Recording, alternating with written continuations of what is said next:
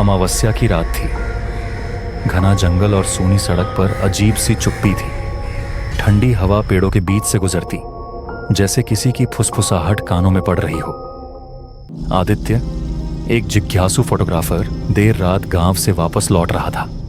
उसकी बाइक अचानक बंद हो गई। अंधेरा इतना घना था कि उसकी टॉर्च भी जैसे रोशनी देने से इनकार कर रही हो। सड़क के किनारे एक खंडहर जैसी हवेली खड़ी थी, काली, ऊंची और डरावनी।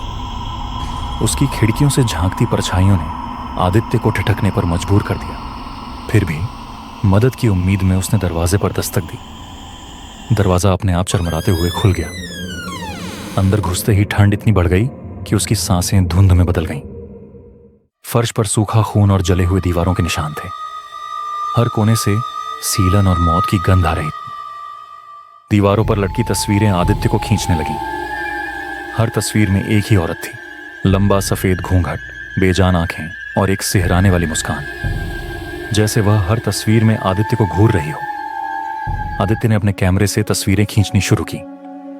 पहला फ्लैश होते ही घर की सारी बत्तियां बुझ गईं। घना अंधेरा छा गया। कौन है वहां? उसने कांपते हुए पुकारा।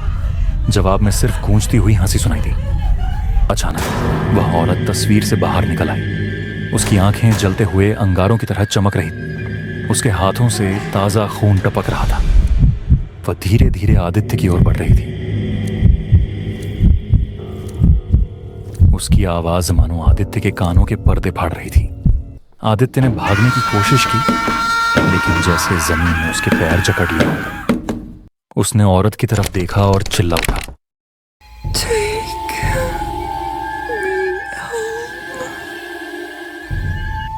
औरत ने अपने लंबे नुकीले नाखून आदित्य के गले में घोंप दिए। उसकी चीख पूरे खंडहर में गूंज उठी, लेकिन वह चीख सुनने वाला कोई नहीं था।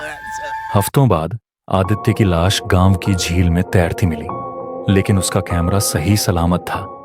पुलिस ने कैमरे को जांच के लिए खोला।